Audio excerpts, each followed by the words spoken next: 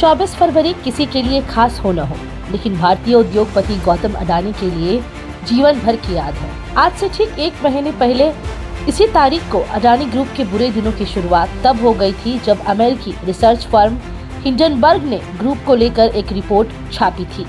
इस रिपोर्ट के अनुसार शेयरों की हेराफेरी से लेकर ग्रुप पर कर्ज के बारे में कई बड़े खुलासे किए गए थे। फिर इसका कहर ऐसा शुरू हुआ कि अब तक जारी है। अडानी की कंपनियों के शेयर धाराशायी हो गए, जिसके बाद टॉप 4 पर रहे अरबपतियों की लिस्ट में गौतम अडानी लुढ़क कर 29वें पायदान पर पहुंच गए। रिपोर्ट पब्लिश होने से पहले अडानी के दबदबे की बात करें तो बीते साल दुनिया के तमाम अमीरों की तुलना में अडानी एकमात्र ऐसे अरबपति थे जिन्होंने ताबड़तोड़ कमाई की थी।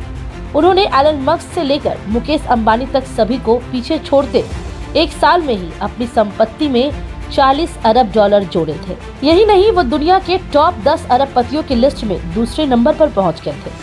सितंबर 2022 में गौतम अडानी की नेट वर्थ तेजी से बढ़ते हुए $150 अरब पर जा पहुंची थी, जो साल के आखिरी तक इसी दायरे के आसपास रही थी। वहीं दिसंबर आते आते उनकी कुल संपत्ति $138.1 अरब दर्ज की गई थी। हालांकि 23 जनवरी तक गौतम अडानी की नेट वर्थ करीब $121 अरब पर थी, लेकिन अमेरिकी रिसर्च फर्म हिंडनबर्ग में छपी रिपोर्ट के अगले ही दिन एक ऐसा बम फूटा कि उसके विस्फोट की आंच में अब तक पूरा अडानी साम्राज्य झुलस रहा है।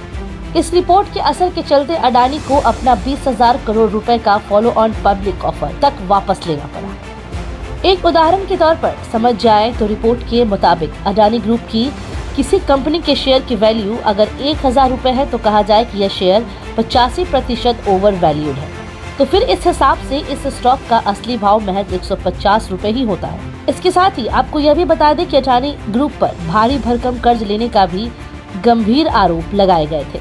अब समझते हैं कि आखिर हिंडनबर्ग क्या बला है। सिर्फ 9 लोगों की ये कंपनी अडानी ही नहीं बल्कि ट्विटर समेत अब तक 16 बड़े कारोबारी समूह को लेकर अपनी रिसर्च रिपोर्ट पेश कर चुकी है। अब आपको बताते हैं कि आखिर हिंडनबर्ग की कंपनी काम कैसे करती है। 2017 में शुरू की गई अमेरिकी रिसर्च फर्म हिंडनबर्ग का कॉर्पोरेट सेक्टर में गलत कामों को खोजने और कंपनियों के खिलाफ दाव लगाने का ट्रैक रिकॉर्ड देखती है।